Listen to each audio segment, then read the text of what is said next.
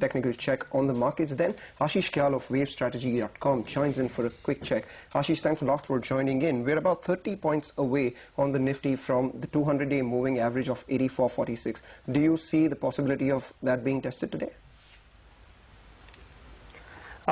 Afternoon, Mangalam. See, the overall trend of the market, if you look over past few weeks, has been sideways. If you remember last time we spoke, I clearly said any kind of a rally is going to be short-lived, and the reason for that being it looks like more of a distribution pattern where only a specific stocks are participating on the upside and more stocks are declining. So it is for us, it is more of a distribution. And on Nifty, there is a very, very high likelihood that we might test 8445, and if that level breaks, then 8315 becomes very crucial. And if 8315 breaks, then the medium-term downtrend, which has started, is going to resume on back on the downside. Okay, so Ashish, the trend just hold that thought for a minute. Ashish, we were just going through the Apollo Tyres numbers. Do you have a call on Apollo Tyres and maybe even the likes of IFCI, which just came out with numbers?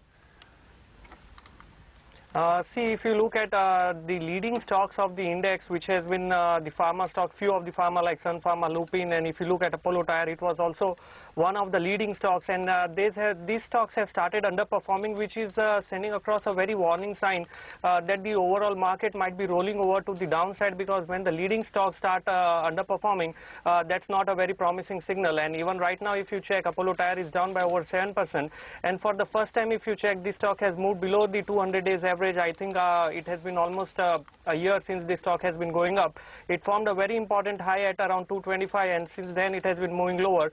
So for any call on Apollo Tyre is definitely going to be on the sell side. Given the event, the stop loss has to be far away, maybe somewhere around 210 levels. But I think this is not the time to do the bargain hunting, but it is time to probably move with the trend, which is on the downside. And the other stock which you talked about, IFCI, and again on the IFCI, if you check, this stock has not given any kind of promising returns over the past 6 months or so, and it has been forming some kind of a base around 23, but I am not too optimistic about this stock, and if the market risk increases as we are perceiving, then there can be more sell-off which can be seen in this stock as well. All right, Ashish, then could you run us through your recommendations? You have a sell call on Havells and a sell call on SAIL. Sure. The first sell call we have is on Havells. If you check, this stock had a sharp fall from around 340 to 250 in the month of December, January 2015, and post that it has been moving in a range. So I think it is now time is due for this stock to again resume the downtrend, and there was a gap down between 300 and 295 levels, so that should be sustained. So it's a sell on Havells definitely, with a stop loss of 282 over short term and target of 262. This is a short term call, but on a medium-term horizon also, I think this stock has topped out somewhere around 310 levels, and the downtrend should continue further towards 250 or lower levels.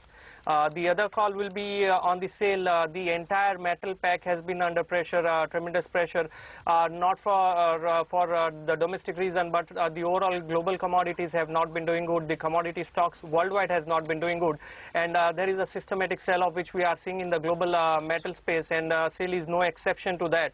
So SAIL is definitely a sell even at this point, with a stop loss of around 60, and we can see a target of somewhere around 55 on this stock. Okay, fair enough. Any disclosures? We do not hold positions in these stocks, and we have been SEBI registered with the registration number shown on the screen. Okay. All right. We leave it on that note, Ashish. Thanks very much for joining in and talking to us.